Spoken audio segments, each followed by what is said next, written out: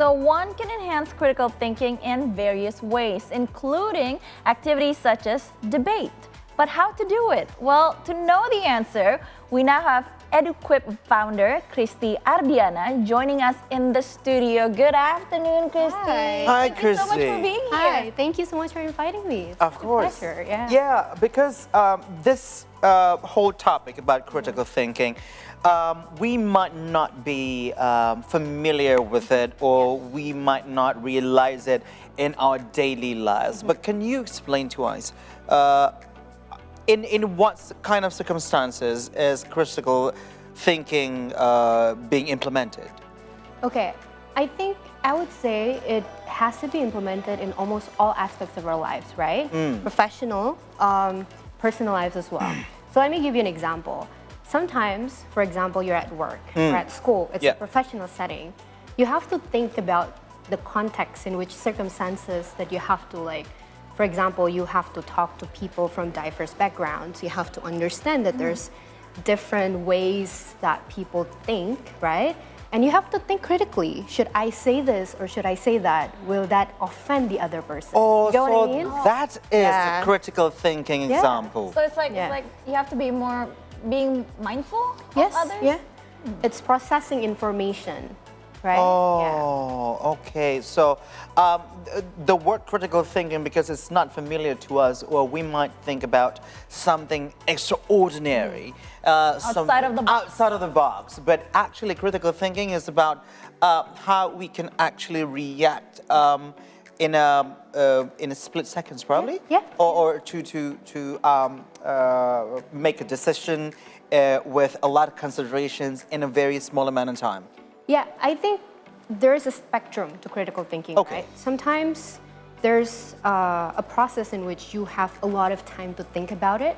So for example, you make a decision on which major do you want to go for, college, for example, right? Or occupation. Do you want to continue doing A job or B or C? Yeah. That takes a lot of process, right? You need to process what are the pros and cons, what are the consequences to that decision. Yes. But sometimes, like what I just explained earlier, it's about processing information that you garner through your surroundings and then act on it. So sometimes it's as simple as, if I put my hands like this, will this be okay? Or if I do this, if I do that, right? It's a split-second decision making. That's how you're being critical about it. I see. Okay. Yeah. All right, so before we continue talking about critical thinking, now we mentioned about EduQuip. Can you tell us more about EduQuip? And do you consider that critical thinking is the most valuable skill for Gen Z? Okay, so EduQuip is an education company that I started last year, basically, and it's rooted in the 21st century skills. So right now, education is not supposed to be just academic, right? It's supposed to be more holistic. So 21st century skills is, there are skills like critical thinking, communication skills. It's also about collaborative learning. So our education company, we wanted to make sure that, especially in Indonesia and Southeast Asia, we wanted to bring more diverse conversations at classrooms. So it's not just about algebra. It's not just about history lessons, but also about, for example, social justice movement, Black Lives Matter. We talked about those things. I see. Now, what kind of factors contribute to improving our critical thinking? Yeah. So there are actually a lot. One definitely is your ability to process information through reading, listening to podcasts, listening to conversations like these, for example. Just first of all, try to expand your knowledge, try to expand your boundaries, because I believe that we all have this thing that is called lottery of birth, right? We don't know why we were born in Indonesia. We don't know why you were born in your family, stuff like that. Well, I wish I was born in a Hilton family. Everyone, right? Because of that, I think you have to push yourself to get out of that box. Yeah. Right? And that's also a part of learning about critical thinking. So you get to learn what are the other people feeling, like walking on their shoes. Yeah. So yeah, I think So, that being said, did you mean by we need to consume more? Yes. We need to consume more to be able to stimulate our brain in a critical thinking situation.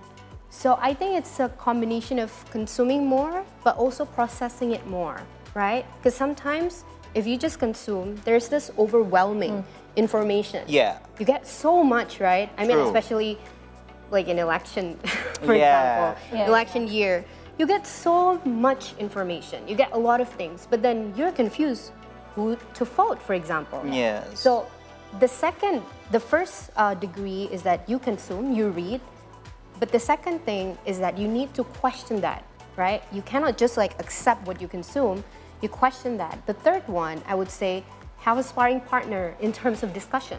So discuss it with your friends. It doesn't have to be your professional, like in a professional setting. True. So discuss it during dinner, during Or lunch. probably in our case, discussion during our preparation before Yeah, the show. in the makeup room. In the makeup room, Yeah. let's say. Something like that. It can happen anywhere, right? Yeah. Wait, so you mentioned about listening to podcasts and Yeah. just be in the know of what's going on in the world, right? So how does exposure to diverse literature and media contribute to better critical thinking? What good does it do?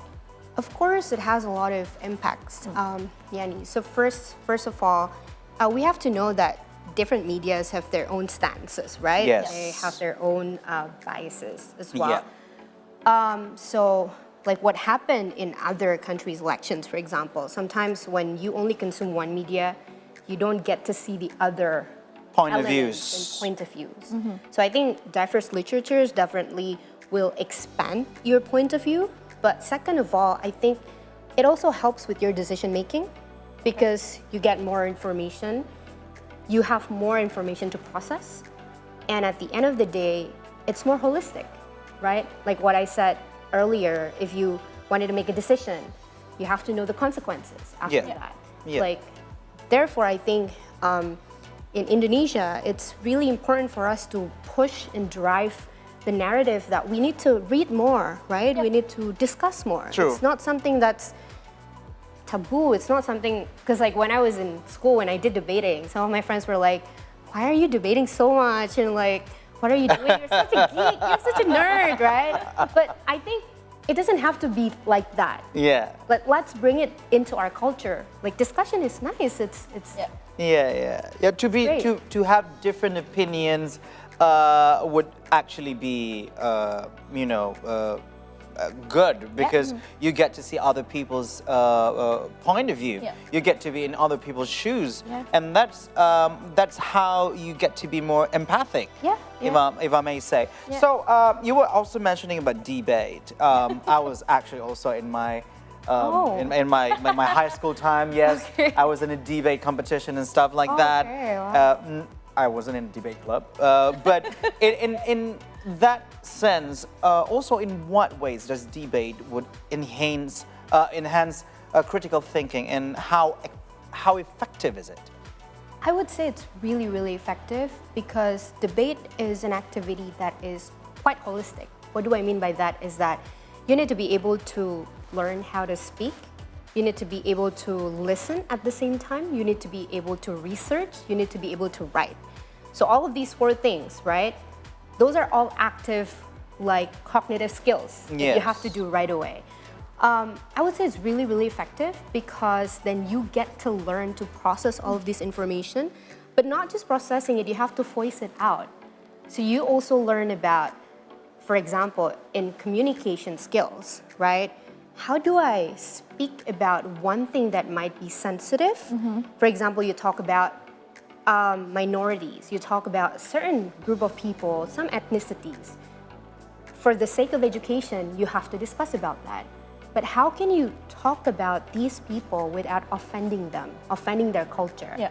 So those kind of things, I think, those are the things that we learn in debating, and we learn about it through a very fun process as well. Yeah.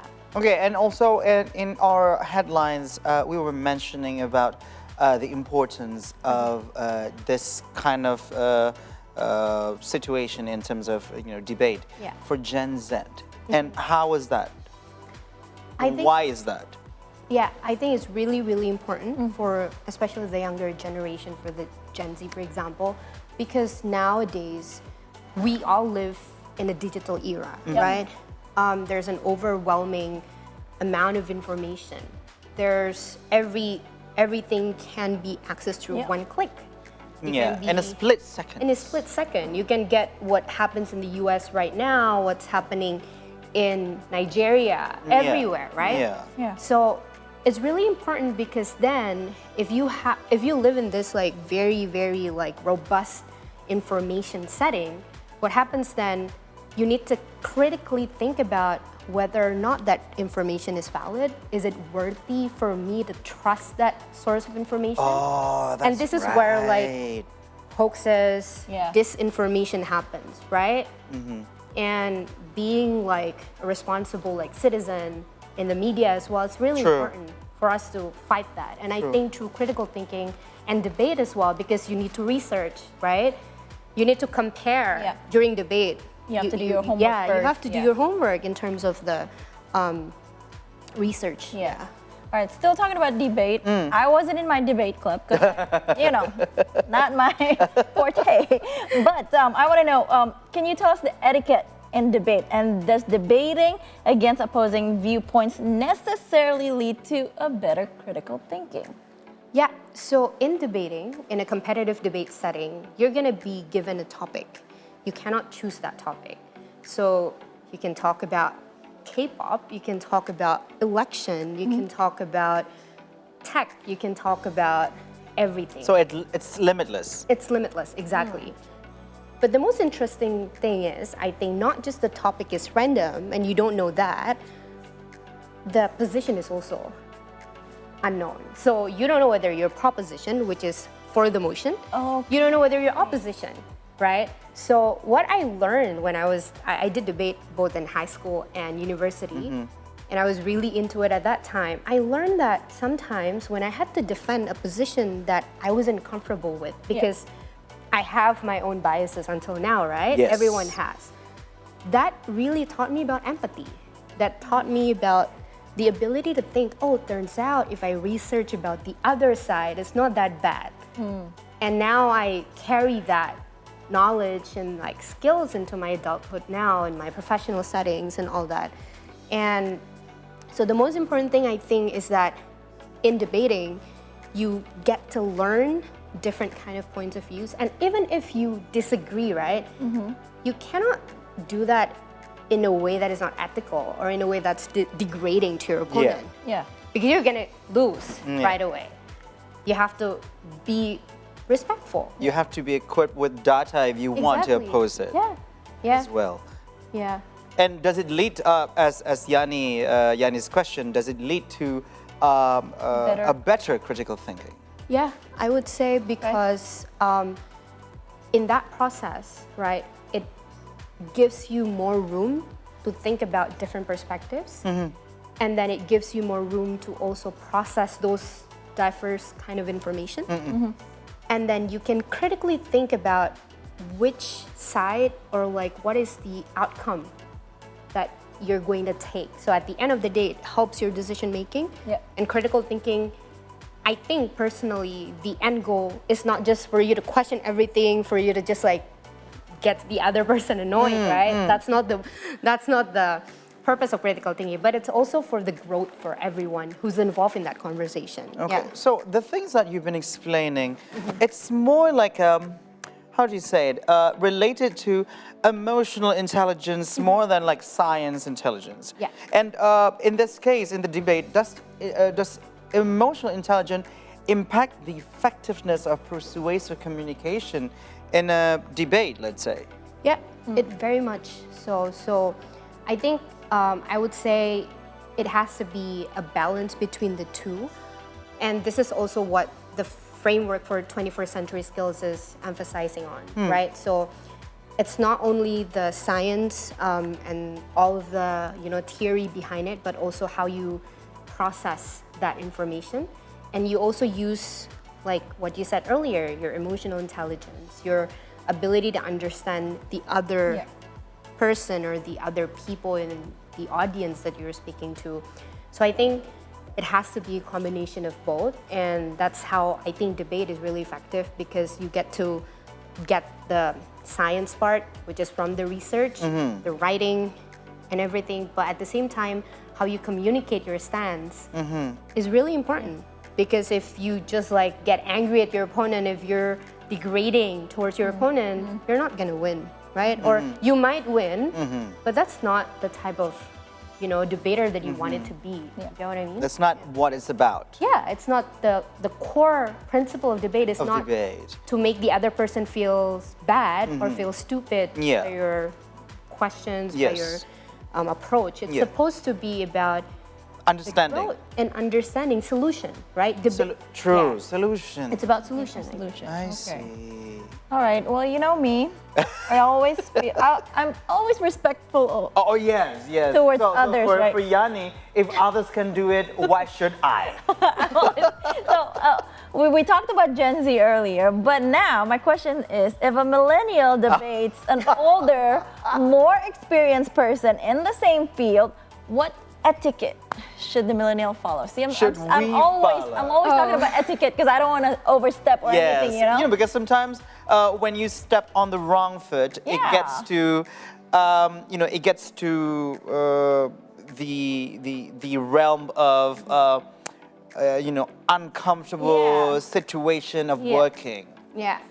Okay, that's quite a spicy question. But okay, I'll try to answer it. But yeah, so I think intergenerational gap is something that is completely real, right?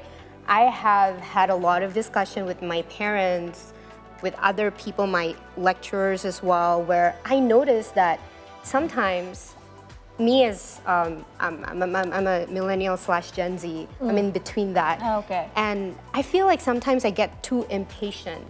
I feel like, oh, this is the right thing to do. You have to listen to me, right? Yes. But for them, because I think the boomers or the older generations, they live in a setting where rules and regulations are always much stricter. Yes. So they cannot really bypass a lot of things, right? So it's like when they answer your question, it's gonna be based on, okay, so this is how it works, 1, 2, 3, and sometimes we're like, just get to the point, right?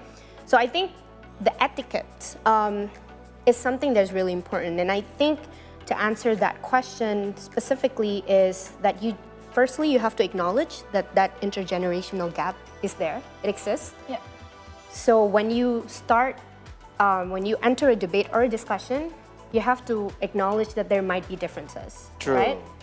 And it might be very simple, but sometimes it's important because you don't want to talk to people and then say, oh, there's no difference, like we're just gonna get along. Sometimes you have to acknowledge, no, we have different point of view. Yeah, we had different upbringing. So first, acknowledge that. The second thing is that I think it's important when you're in a debate or in a discussion, you have to read the room, right? Sometimes if you're talking about something quite sensitive and the other person is taking a step back or the other person feels uncomfortable, you can see it from their gestures, you can see it from their face. You can smell the air. Yeah, you can smell the tension, right? If the other person is, their gesture and all that, you also have to respect that. Yeah. Don't push the other person's boundaries. Yes, I think that's important. Whoever it might be. Wow. So this whole thing about debate apparently impacts more things in our life than we thought it would be. So, Kristi is still with us, and we will continue our talk with her after the break, so do not go anywhere. Do not.